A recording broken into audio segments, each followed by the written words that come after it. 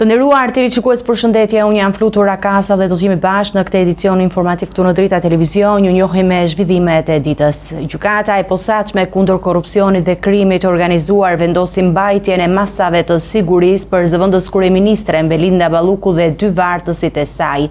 Seanca zgjati disa orë për te pritshmërive pasi pala mbrojtëse kërkoi kohë për të njohur me aktet. Balluku do të jetë pezulluar nga detyra dhe me pasaportë të bllokuar, ndërsa dy drejtuesit e KESH dhe ARSH-s mbajnë masat e sigurisë të njëjta. Belinda Balluku, zëvendës kryeministre dhe ministre e infrastrukturës dhe energjisë së bashku me dy vartësit e saj, kreon ARSH-s Gendian Gjyli dhe Eral Delezi, aktualisht drejtori i KESH-it, u paraqitën sot në gjykatën e posaçme kundër korrupsionit dhe krimit të organizuar për verifikimin e masave të sigurisë. Seanca e planifikuar të nisë në orën 9 u shty me 2 orë pasi pala mbrojtëse kërkoi kohë për të njohur me aktet e procesit. Prokurori i SPAK-ut argumentoi gjatë seancës se zëvendës kryeministrja Balluku paraqet rrezik për të mos u paraqitur në gjykatë mund të ndikojë ose të intimidoj dëshmitarët për shkak të pozicionit të saj dhe vartësve në institucion, mund të prish provat dhe potencialisht të përsërisë të njëjtën vepër penale për të cilin akuzohet. Nga ana e saj, Balluku u shpreh hapur për hetimet dhe bashkëpunimin me drejtësinë, por kundërshtoi masën e pezullimit duke argumentuar se detyrimet e saj si deputete i qarkut të Fierit e bëjnë të pamundur lënien e detyrës. Masat e arrestit në shtëpi u kundërshtuan gjithashtu nga dy drejtuesit e KESH dhe ARSH-s. Në përfundim të seancës, gjykata vlerësoi lishmërinë e masave të sigurisë dhe vendosi mbajtjen e tyre. Për Ballukun kjo do të thotë bllokimi i pasaportës dhe pezullim nga detyra e zëvendës kryeministres dhe ministres së infrastrukturës dhe energjisë. Dy vartësit e saj po ashtu mbajnë masat e sigurisë të njëjta. Këto vendime janë marrë pas dyshimeve se Balluku ka përcaktuar fituesin në tendera për tunelin e Llogaras në lotin 4 të Unazës së Madhe, duke ndërhyrë dhe mbikëqyrur të gjitha proceset e zhvillimit të garës, shkak ka shkaktuar reagime të forta politike dhe mediatike. Kryeministri i vendit Edi Rama është rikthyer polemikës për pezullimin e zëvendës kryeministres Belinda Balluku duke nënvizuar se vendimet e drejtësisë nuk duhet të cënojnë ekuilibrat kushtetues. Ai citon prokurorin legjendar amerikan Robert Jackson për të ilustruar rreziqet e abuzimit me pushtetin. Sipas Ramës, rasti i fundit duhet të shërbejë si kujtesë se pavarësia e drejtësisë nuk nënkupton papërgjegjshmëri.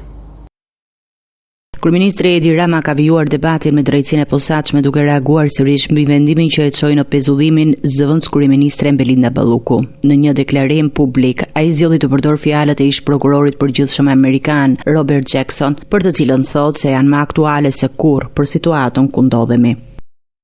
Fjalët e tij të kumtuara në mes të shekullit kaluar mbeten udhërrëfyes për çdo që beson se drejtësia duhet të jetë e pavarur, por kurrë e papërgjegjshme, e fortë, por kurrë e verbër ndaj kufive kushtetues. Kreu i qeverisë thekson se paralajmërimet e Jacksonit, i njohur si arkitekti i akuzës në gjyqin e Nurembergut, pasqyron qartësisht rrezikun e përdorimit selektiv të ligjit. Ai citon pjesët e fjalimit të vitit 1940, ku juristi amerikan thoshte se rreziku më i madh i abuzimit buron nga fuqia e prokurorit për të zgjedhur këtë ndjek penalisht, pikërisht tek zgjedhja e çështjeve fshihet hundimi më i madh. Duke lidhur këtë paralajmërim me realitetin shqiptar, Rama nënvizon se drejtësia nuk mund të kthehet në një mjet për goditjet personale. Kur prokurori kërkon njeriu përpara krimit, drejtësia vdes, dhe kur një pushtet hyn në territorin e tjetrit, kushtetuta nuk merr më frym, por mbytet. Kryeministri shpjegon se me këtë qasje Jackson paralajmëronte për një rrezik të qartë, mundësinë që një prokuror të jepte hapësirë për të targetuar individ të caktuar dhe jo shkelje reale ligjore. Sipas Ramës,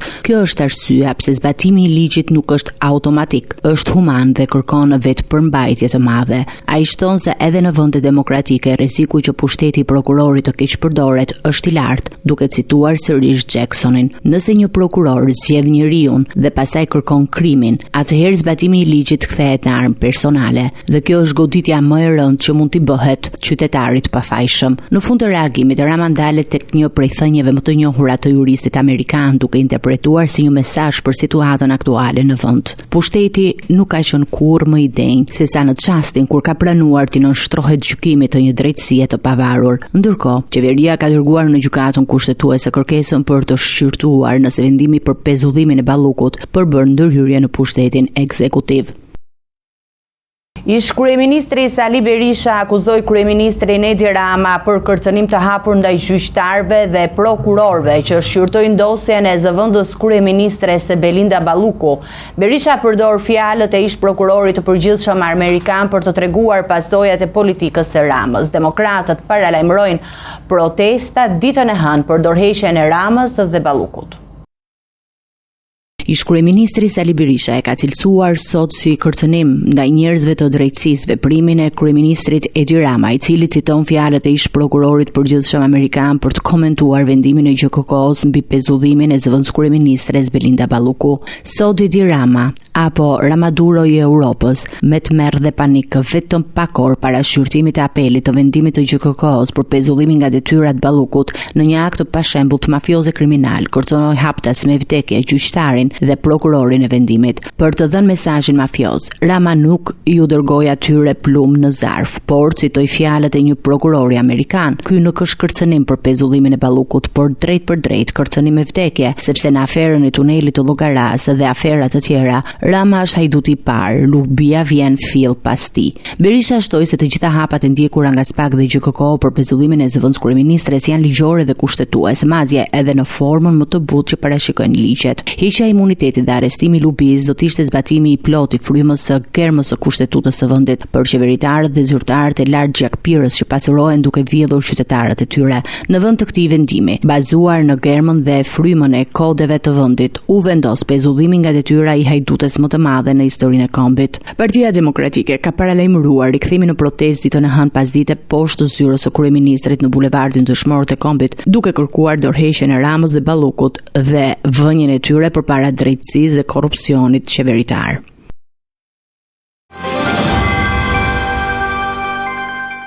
Një 75 vjeçare humbi jetën në fshatin Progër si pasojë e përmbytjeve. Mbi 50 banesa dhe 15 ura fshatrash u dëmtuan në disa fshatra dhe mbetën të izoluar.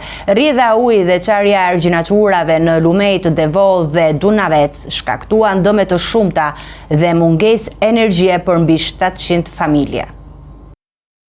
Pas më shumë se 24 orë kërkimesh, trupi i pajeti 75 vjeçares Flora Hoxha u gjet në fshatin Progër, rreth 1 kilometër në anën perëndimore të Projit të fshatit. Gruaja, e cila vuante nga demenca dhe jetonte me bashkëshortin, dyshohet se u mbyt aksidentalisht nga rrjedha ujit që kishte përmbytur zonën. Situata në Progër ka nisur të normalizohet pasi uji është tërhequr, por dëmet në të gjithë qarkun janë të konsiderueshme. Janë dëmtuar 15 ura fshatrash, duke izoluar disa komunitete, ndërsa inertet në rrugë kanë vështirësuar qarkullimin në disa akse. Në bashkinë e Pogradecit janë prekur mbi 50 banesa, ndërsa në Maliq mbi 300 hektar tokë janë në ujë. Autoritetet vendase bëjnë me dije se shkak i përmbytjeve ishte rritja e prurjeve dhe çarja e argjinaturës në Lumejt, Devol dhe Dunavec, për të cilat po punohet për riparimin. Tërhiqja e ujit dhe ulja e nivelit ka kaluar rrezikun për përmbytje të tjera, megjithatë mbi 700 familje në qark përballen me mungesë të energjisë elektrike dhe pasojat të situatës mbeten të ndjeshme. Autoritetet po vijojnë monitorimin e zonave të prekura dhe punimet për rivendosjen e infrastrukturës së dëmtuar. Shqipëria përballet me situatë emergjente pas përmbytjeve të shkaktuara nga Lumejt, Devol, Dunavec, Seman dhe Vjos. Të paktën 15 familje u evakuan në Sovjan, ndërsa mijëra hektar tokë bujqësore janë përmbytur. Banorët dhe autoritetet raportojnë dëme në shtëpi, ara, sera, objekte kulturore dhe rrugë të bllokuara. Moti i keq ditëve të fundit ka sjellë përmbytje të mëdha në disa qarqe të vendit, duke detyruar autoritetet të ndërhyjnë për të parandaluar rreziqe për jetën e qytetarëve dhe dëme më të mëdha materiale. Në Sovjan, qarku i Korçës, janë evakuuar 15 familje, ndërsa Lumej, Devol dhe Dunavec kanë dalë nga shtrati duke rrezikuar fshatra dhe banesa. Në Maliq, uji ka mbuluar të gjitha të mbjellat, ndërsa prurjet maksimale të Lumit Devol kanë detyruar hapjen e portës së parë të emergjencës së hidrocentralit të Moglicës. Afërsisht 500 abonentët në zonat rurale mbeten pa energji elektrike, duke vështirësuar edhe më tej situatën e përditshme të banorëve. Në qarkun e Beratit, 2 fshatra përballen me përmbytje të banesave, ku uji ka arritur deri në 1 metër. Dalja e Lumit Seman nga shtrati ka dëmtuar serat dhe prodhimin bujqësor, duke rritur shqetësimin e fermerëve. Në Lezhë, pavarësisht mbylljes së argjinaturave së Kune Vajinit, 10 shtëpi dhe 100 hektar tokë bujqësore mbeten të mbuluara nga uji. Përmbytjet kanë prekur edhe objektet kulturore, si kisha e Barbullojës radios, duke dëmtuar rënd infrastrukturën lokale. Në Shkodër, prurjet e përrojit të thatë në njësinë administrative Qafmali po krijojnë rrezik për disa zona, ku shembjet e urave dhe rrëshqitjet e dheut mbajnë disa rrugë të bllokuara. Situata mbeti delikate përgjatë shtratit të Vjosës, ku niveli i ujit vijon të qarkullojë mes 7.8 dhe 8.3 metrash, duke mbajtur në alarm strukturat e emergjencës civile. Ekipet janë në gatishmëri të plotë, sidomos pranë urës së Mifolit, një nga segmentet më të rrezikuara sa herë që lumi fryhet nga rreshjet intensive. Deri tani, përmbytjet nuk kanë kaluar në fazën e rrezikut të lartë, por monitorimi dhe ndërhyrjet e shpejta vijojnë pa ndërprerje. Në qarkun Kukës, rreshjet kanë vazhduar me intensitet të ulët deri mesatar, edhe pse janë shënuar rrëshqitje dherash në disa zona, akset kryesore rrugore raportohen funksionale. Nuk ka sinjalizime për situata kritike në bashkinë Kukës, Haz dhe Tropoj, ndërsa disa fshatra kanë pësuar ndërprerjet e energjisë elektrike për shkak të defekteve në rrjet. Niveli i lumit drin mbetet nën kuotën e rrezikut fal funksionimit të rregullt të hidrovoreve. Të gjitha strukturat e emergjencës civile janë aktive në terren për evidentimin e problematikave dhe ndërhyrjen e menjëhershme në çdo rast, ndërsa qytetarët apelojnë të respektojnë udhëzimet dhe të shmangin lëvizjet në zonat e rrezikuara. Gjykata e posaçme ka dënuar 6 të pandehurit e dosjes Metamorfoza 2 për trafik droge, sigurim kushtes dhe vrasje dhe pjesëmarrje në grupe kriminale. Të gjithë kanë përfituar ulje të dënimit për gjykim të shkurtuar, duke reduktuar masën e burgut që duhet të vuajnë. Mes të dënuarve janë Detan Gjoni, Ismail Zeneli, Bujar Ajeti, Adrian Senaj, Besmir Murati dhe Albert Prenga. Gjykata e posaçme ka dhënë vendimin për 6 të pandehurit e dosjes Metamorfoza 2, të cilat u shpallën fajtor për një seri veprash penale, të përfshirë në trafikimin e narkotikëve, sigurimin e kushteve për vrasje dhe pjesëmarrje në grupe të strukturuara kriminale. Të gjithë të akuzuarit përfitojnë ulje të dënimit për shkak të gjykimit të shkurtuar, duke reduktuar në mënyrë të konsiderueshme kohën që do të kryejnë në burg. I shefi i krimeve, Detar Gjoni, u dënua fillimisht me 12 vite burg, por pas gjykimit të shkurtuar do të vuajë 8 vite. Ai u shpall fajtor për trafik narkotikësh, përdorim detyre dhe sigurim të kushteve për vrasje. Ismail Zeneli, akuzuar për trafik droge, për krahje të grupeve kriminale dhe sigurim kushtesh për vrasje, u dënua me 15 vite burg, të reduktuara në 10 vite pas gjykimit të shkurtuar. Bujar Ajeti, gërmizi në lidhje të njohura me trafikun e drogës, u dënua me 9 vite burg, po për shkak të gjykimit të shkurtuar do të kryejë 6 vite. Adrian Senaj, Dedja, fillimisht u dënua me 6 vite burg, duke e reduktuar në 4. Besmir Murati dhe Albert Prega u dënuan secili në 12 vite burg, por pas gjykimit të shkurtuar do të vuajnë 8 vite. Të dy akuzohen për trafik droge dhe pjesëmarrje në grup të strukturuar kriminal. Gjatë hetimeve autoritetet sekuestruan telefona, armëzjarje, automjete dhe dokumente financiare të dyshimta. Sipas dosjes, së pandehurit dyshohet se kanë siguruar kushte për vrasjen e Albert dhe Edmond Nela në Britani në kuadër të një akmarrjes, si dhe kanë qenë të përfshirë në trafikun e kokainës nga Amerika Latine drejt Bashkimit Evropian. Një 36 vjeçar është arrestuar në Librazh për vjedhje dhe dhunë ndaj një çifti të moshuarish. Ai dyshohet se u dha atyre valium për t'i bërë të pafuqishëm dhe më pas volli para nga banesa. Bashkëshortët janë jashtë rrezikut për jetën dhe po marrin trajtim mjekësor.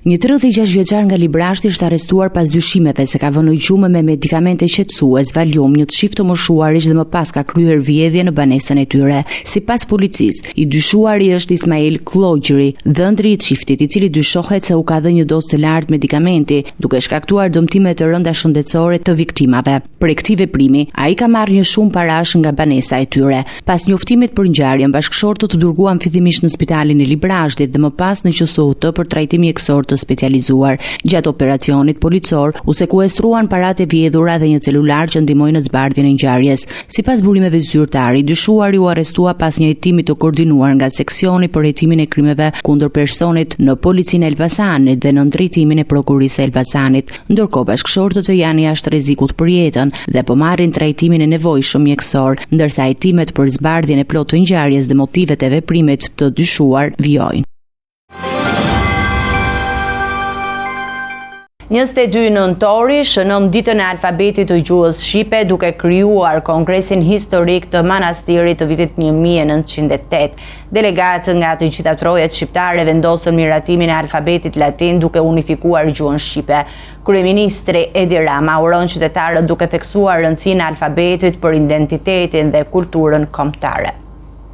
Sot shënohet 22 nëntori dita e alfabetit të gjuhës shqipe, një moment historik që përkujton kongresin e manastirit të vitit 1908, një nga ngjarjet më të rëndësishme të bashkimit dhe unifikimit kombëtar. Në atë kongres, 50 delegatë nga 26 qytete, klube dhe shoqata shqiptare u mblodhën për të vendosur mbi standardizimin e alfabetit. Nga të gjitha trojet shqiptare morën pjesë intelektual të shquar, ndërsa Mitat Frashëri u zgjodh kryetar dhe Luiq Gurakuqi me Gjergj Qiriazin nën kryetar. Vendimi historik i kongresit vendosi miratimin e alfabetit latin të përshtatur për nevojat e gjuhës shqipe, duke dhënë gjuhës një bazë të unifikuar dhe duke konsoliduar identitetin kombëtar. Kryeministri Edi Rama përmes rrjeteve sociale uroi qytetarët në këtë ditë veçantë duke theksuar rëndësinë e alfabetit jo vetëm si kod gjyqësor, por si simbol i identitetit, mendimit dhe kulturës së kombit shqiptar. Ai shkruan: "Gëzuar ditën e alfabetit, ditën që vullosi Shqipen si një univers identiteti dhe mendimi në rrugën drejt së ardhmes, ku fjala shqipe vazhdon të ndërtojë historinë e një kombi që shpirtin e ka tek gjuha. Dita e alfabetit shënohet jo vetëm në Shqipëri, por edhe në Kosovë, Maqedoninë e Veriut dhe në diasporën shqiptare, duke treguar lidhjen e pandarë të shqiptarëve me gjuhën e tyre dhe rëndësinë e saj për ruajtjen e identitetit kombëtar në të gjitha trojet."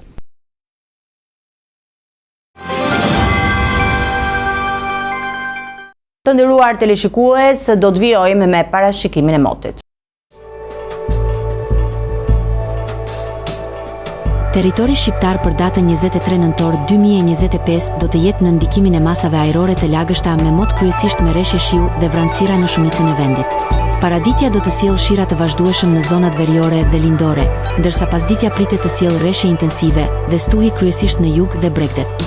Temperatura minimale pritet të zbresë deri në 1 gradë Celsius, ndërsa ajo maksimale pritet të arrijë deri në 13 gradë Celsius në zonat e ulta dhe perëndimore.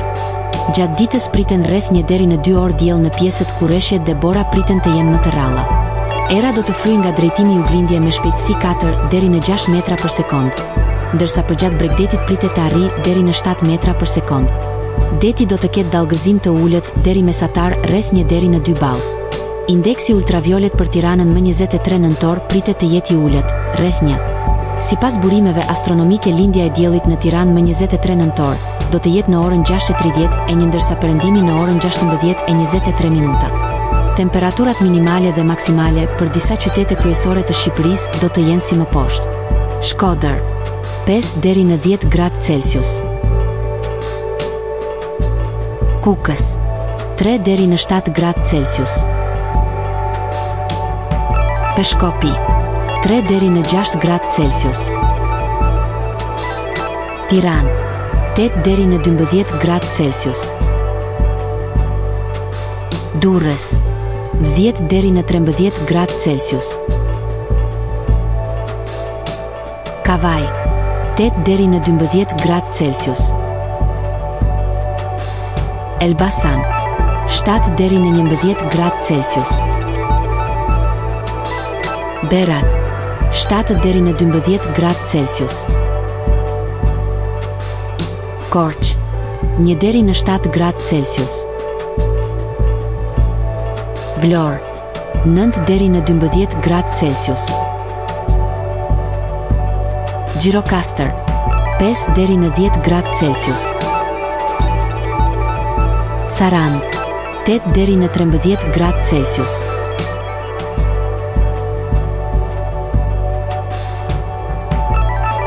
Territori i Kosovës për datën 23 nëntor 2025 do të jetë në ndikimin e masave ajrore me mot të paqëndrueshëm rreshje shiu dhe në disa zona pritet dëbor. Paraditja do të jetë me intervale të vranësirave dhe rreshje të her pas hershme, ndërsa pasditja pritet të sjellë përmirësim të lehtë në zonat lindore. Temperatura minimale pritet të zbresë deri në 0 gradë Celsius, ndërsa ajo maksimale të arrijë deri në 8 gradë Celsius në zonat përfshirmale. Era do të fryjë e lehtë nga drejtimi verilindore me shpejtësi 2 deri në 4 metra për sekond. Indeksi ultraviolet për Prishtinën më 23 nëntor 2025 pritet të jetë i ulët rreth 1. Sipas burimeve astronomike, lindja e diellit në Prishtinë më 23 nëntor do të jetë në orën 6:30 minuta, ndërsa perëndimi në orën 16:14 minuta. Temperaturat minimale dhe maksimale për disa qytete kryesore të Kosovës do të jenë si më poshtë. Mitrovica 2 deri në 5 gradë Celsius. Podujev 0 deri në 3 gradë Celsius. Skënderaj 2 deri në 5 gradë Celsius. Pej 1 deri në 5 gradë Celsius. Prishtinë 1 deri në 5 gradë Celsius. Gjakov 4 deri në 8 gradë Celsius. Malishev 2 deri në 7 gradë Celsius. Gjilan 0 deri në 4 gradë Celsius. Ferizaj 0 deri në 6 gradë Celsius. Kaçanik 1 deri në 7 gradë Celsius. Suharek 2 deri në 7 gradë Celsius. Prizren 2 deri në 7 gradë Celsius. Ishte gjithçka e përgatitur në këtë edicion informativ. Për më shumë zhvillime dhe informacione të reja klikoni në faqen tonë zyrtare drita.tv. Mund të na ndiqni edhe në rrjetet sociale Facebook, Instagram, YouTube, ku jemi me përditësime në çdo kohë. Vazhdoni të qëndroni në shoqërinë e programacionit Drita. Bashkë miru takofshim në edicionin e ardhshëm.